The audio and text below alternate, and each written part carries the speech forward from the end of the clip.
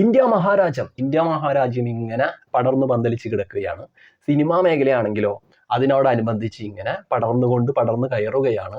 Cinema മേഖലയും വലുത് തന്നെയാണ്. ഹിന്ദി, തെലുങ്ക്, കന്നഡ, മലയാളം, തമിഴ്, ഉറുദു, മറാഠി അങ്ങനെ അങ്ങനെ അങ്ങനെ അങ്ങനെ പോകുന്നു.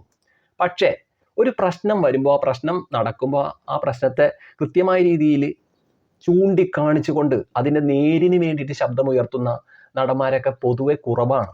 ഇപ്പൊ കർണാടക സിനിമാ മേഖല എടുത്ത് നോക്കിയാൽ, കന്നഡ സിനിമാ മേഖല എടുത്ത് നോക്കിയാൽ അവിടെ ഒരുപാട് നടന്മാരുണ്ട്. സീനിയർ ആയിട്ടുള്ള നടന്മാർ, നടികളൊക്കെ ഒരുപാട് പേരുണ്ട്. ഇപ്പൊ സുദീപ്, ഋഷഭ് ഷെട്ടി, യാഷൊക്കെ വമ്പൻ പൈസ മേടിക്കുന്ന നടനാണ്. പിന്നെ രാജീവ് ഷെട്ടി, അങ്ങനെ ഒരുപാട് നടന്മാരുണ്ട്. ഞാൻ ചുരുക്കം പേര് മാത്രം പറഞ്ഞോളൂ. ഒരുപാട് നടന്മാരുണ്ട്, പുതിയതും പഴയതൊക്കെ ആയിട്ടുള്ള നടന്മാർ, നടികളൊക്കെ ഉണ്ട് അവിടെ. പക്ഷെ കർണാടകയിൽ വമ്പൻ ഒരു സംഭവം ഇങ്ങനെ എന്താ പറയണ തിളച്ചു മറിഞ്ഞുകൊണ്ടിരിക്കുകയാണ്. ആ പ്രശ്നത്തെ ചൂണ്ടിക്കാണിച്ചുകൊണ്ട് അതിന് നീതിക്ക് വേണ്ടി, നേരിന് വേണ്ടി ശബ്ദമുയർത്താനായിട്ട് ഏത് നടനാണ്, ഏത് നടിയാണ് ഇത്ര നാളുകളായിട്ട് മുന്നോട്ട് വന്നിട്ടുള്ളത്? ആരും വന്നിട്ടില്ല. എന്താണ് ധർമ്മസ്ഥലയിൽ നടന്നിട്ടുള്ള ആ പ്രശ്നം എന്ന് ചോദിച്ചാൽ അറിയാത്തവർക്ക് വേണ്ടി ഞാൻ പറയാം. അവിടെ ഒരുപാട് സ്ത്രീകളെ, പാവപ്പെട്ട സ്ത്രീകളെ, പ്രായപൂർത്തിയാവാത്ത പെൺകുട്ടികളെ ബലാത്സംഗം ചെയ്ത് പലരും പലയിടത്തും കൊന്നു കളഞ്ഞിട്ടുണ്ട്. കൂട്ടക്കുരുതി നടന്നിട്ടുണ്ട് അവിടെ. അതിനെക്കുറിച്ച് അന്വേഷിക്കാനായിട്ട് അവിടുത്തെ പാവപ്പെട്ട ജനങ്ങൾ കോടതിയോടും അവിടുത്തെ സർക്കാരിനോടും പോലീസുകാരോടൊക്കെ നിരന്തരമായി പറഞ്ഞുകൊണ്ടിരിക്കാൻ തുടങ്ങിയിട്ട് ഒരുപാട് കാലമായി. പക്ഷേ അതിനൊക്കെ ഒരു അറുതി വന്നത് ഇപ്പം ഈ അടുത്താണ്. അവിടുത്തെ ധർമ്മസ്ഥലയിലെ മഞ്ജുനാഥ ക്ഷേത്രത്തിലെ ശുചീകരണ തൊഴിലാളിയായി ജോലി ചെയ്തുകൊണ്ടിരുന്ന ഒരാൾ തുറന്നു പറയുകയാണ്, ഇവിടെ നടന്നിട്ടുള്ള കൊലപാതകങ്ങളൊക്കെ ഓരോരുത്തരുടെയും ശക്തമായ കരങ്ങൾ അതിൻ്റെ പിന്നിലുണ്ട്.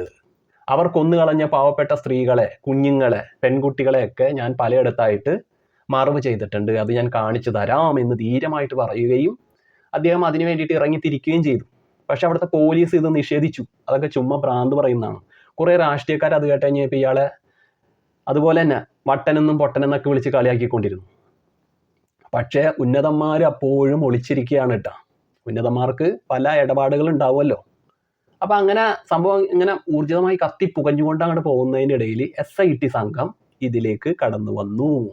SIT സംഘം വന്നപ്പോൾ കുറച്ച് ആശ്വാസമായി. അവർ കൃത്യമായ രീതിയിൽ അന്വേഷണമായിട്ട് മുന്നോട്ട് പോകുകയായിരുന്നു.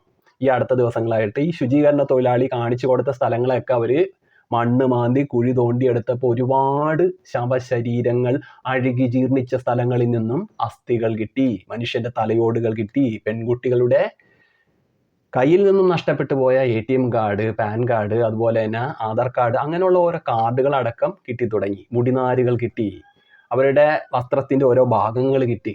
അങ്ങനെയൊക്കെ ഓരോരോ രേഖകളായിട്ട്, ഓരോരോ തെളിവുകളായിട്ട് ഇങ്ങനെ കിട്ടിക്കൊണ്ടിരിക്കുകയാണ്. അപ്പം അങ്ങനെ ഊർജിതമായിട്ട് ആ കേസ് മുന്നോട്ട് പോവുകയാണ്. ധർമ്മസ്ഥലയിൽ ഒളിച്ചിരിക്കുന്ന കിരാതന്മാരെ പിടിക്കാനായിട്ട്, കിങ്കരന്മാരെ, ആ നരാധമന്മാരെ പിടിക്കാനായിട്ടുള്ള കേസ് ഇങ്ങനെ ഊർജിതമായിട്ട് മുന്നോട്ട് പോയിക്കൊണ്ടിരിക്കുന്നതിൻ്റെ ഇടയിലായിട്ട് ഈ അടുത്ത ദിവസത്തിൽ തന്നെ സംഭവിച്ചത് എന്താണെന്നറിയാമോ? അവിടുത്തെ 3 മാധ്യമ പ്രവർത്തകരെ കുറേ ടീംസ്, ചെറ്റ ടീംസ് എന്ന് തന്നെ പറയണം. ആ ടീംസ് ആരാന്നറിയാമോ? അതാണ് ഡി ഗ്യാങ് എന്നറിയപ്പെടുന്ന ടീംസ്. എന്താണ് ഈ ഡി ഗ്യാങ് എന്നറിയാം? ഡി ഗ്യാങ് എന്ന് പറഞ്ഞു കഴിഞ്ഞാൽ ധർമ്മസ്ഥലയിൽ കാലാകാലമായിട്ട് അവിടുത്തെ ഓട്ടോറിക്ഷകളുടെ ഫ്രണ്ടിലൊക്കെ ആയിട്ട് അതിൻ്റെ ഫ്രണ്ട് ഭാഗത്തായിട്ട് D എന്ന് എഴുതി ചേർക്കുമായിരുന്നു. അത് എന്തിനാന്ന് വെച്ചാൽ ധർമ്മസ്ഥല എന്ന് എപ്പോഴും എടുത്ത് സൂചിപ്പിക്കാൻ, ഇത് ധർമ്മസ്ഥലയിലെ ഓട്ടോറിക്ഷകളാണ് എന്നുള്ള ഒരു തെളിവിന് വേണ്ടിയിട്ടാണ് അങ്ങനെ എഴുതി ചേർക്കുന്നത്. പക്ഷെ പതുക്കെ വർഷങ്ങൾ കടന്നു പോകുന്തോറും ആ D എന്ന് പറഞ്ഞിട്ടുള്ള സംഭവം ഒരു ഡി ഗ്യാങ്ങായി മാറി. ദാവൂദ് ഇബ്രാഹിമിനുണ്ടായിരുന്നു D എന്ന് പറഞ്ഞ D കമ്പനി, ഡി ഗ്യാങ്. അതേപോലെ ഒരു ഗ്യാങ്ങായി മാറുകയായിരുന്നു. ഓട്ടോ തൊഴിലാളികളൊക്കെ ഈ ഗ്യാങ്ങിൽ അംഗമായി ചേരുകയും അതിൽ ക്രിമിനൽ മൈൻഡ് ഉള്ളവരൊക്കെ അതിൻ്റെ നേതാക്കന്മാരായി മാറുകയും അങ്ങനെ പല മാഫിയ സംഘങ്ങളുടെ കൂടെയൊക്കെ ഇവർ പിണഞ്ഞ് അങ്ങനെ മുന്നോട്ട് പോയി ഒരു ചങ്ങലക്കണ്ണികൾ പോലെ പ്രവർത്തിക്കുന്ന വമ്പൻ ഗ്യാങ്ങായി മാറി. രാഷ്ട്രീയക്കാർക്കൊക്കെ ഇതിൽ പങ്കുണ്ടെന്ന് റിപ്പോർട്ടുകൾ ഇപ്പോഴും സൂചിപ്പിക്കുന്നുണ്ട്. അപ്പോൾ വമ്പൻ ഒരു ഗ്യാങ്. ഈ ഗ്യാങ് വന്നിട്ടുണ്ടല്ല, ഈ അടുത്ത ദിവസം വന്നിട്ട് ഇവിടുത്തെ 3 മാധ്യമ പ്രവർത്തകരെ ശരിക്കും അവിടെ തല്ലിച്ചതച്ചു. വണ്ടിയൊക്കെ നല്ലതുപോലെ നശിപ്പിച്ചു, ക്യാമറ ഉപകരണങ്ങളൊക്കെ നശിപ്പിച്ച് കളഞ്ഞു. അങ്ങനെ ഇതെന്താണ് ഇങ്ങനെ ചെയ്യാൻ കാരണം?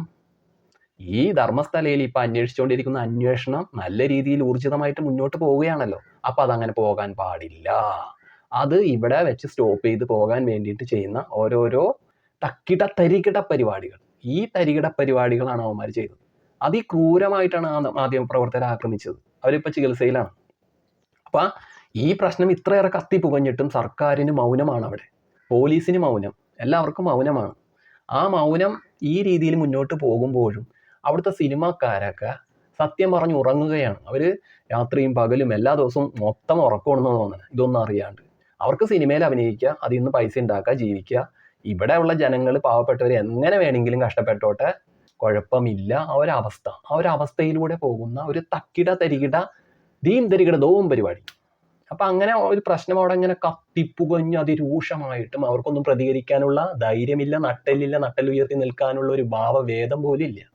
അപ്പം ഇത്രയേറെ കഠോരമായിട്ടുള്ള ഈ പ്രശ്നത്തെ മുന്നിൽ കണ്ടുകൊണ്ട് തന്നെ നല്ല കരുത്തോടുകൂടി നല്ല നട്ടലുള്ള നടനായിട്ട് തന്നെ നിവർന്നു നിന്നുകൊണ്ട് പ്രകാശ് രാജ് എന്ന തമിഴ് ലോകം കീഴടക്കിയ, തമിഴ് ലോകം മാത്രമല്ല, അദ്ദേഹം ഒരുപാട് ഭാഷകളിൽ അഭിനയിച്ചു കഴിഞ്ഞു. മറാഠി, തെലുങ്ക്, കന്നഡ, മലയാളം, തെലുങ്ക്, ഒരുപാട് സിനിമകളിൽ അദ്ദേഹം അഭിനയിച്ചു.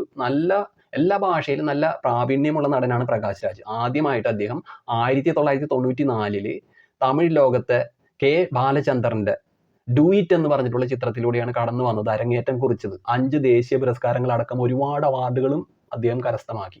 മികവുള്ള നടനാണ്.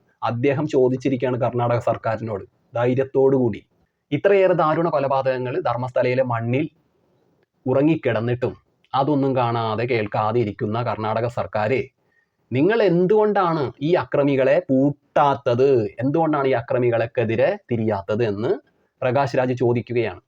നേരിന് വേണ്ടി, നീതിക്ക് വേണ്ടി, പാവങ്ങളുടെ സത്യത്തിന് വേണ്ടിയിട്ടുള്ള ഒരു അന്വേഷണമാണ് ധർമ്മസ്ഥലയിൽ നടക്കുന്നത്. അപ്പോൾ ആ അന്വേഷണത്തിന് വേണ്ടി നടക്കുമ്പോൾ എന്തിനാണ് ഈ ഡി ഗ്യാങ് പോലുള്ള ഇങ്ങനത്തെ ചവറ് ഗ്യാങ്ങൊക്കെ ഈ ഓരോരുത്തരെ ആക്രമിക്കുകയും കൊല്ലാൻ വേണ്ടിയിട്ട് ഇങ്ങനെ പുറകെ നടക്കുന്നത് എന്തിനാണെന്ന് പ്രകാശ് രാജ് ചോദിക്കുകയാണ്. കാരണം സത്യം തെളിയണം. അപ്പോൾ ഈ സത്യം തെളിയാതിരിക്കാൻ വേണ്ടിയിട്ടല്ല ഇങ്ങനെയുള്ള ഈ പ്രവൃത്തി ഇവിടെ നടക്കുന്നത്.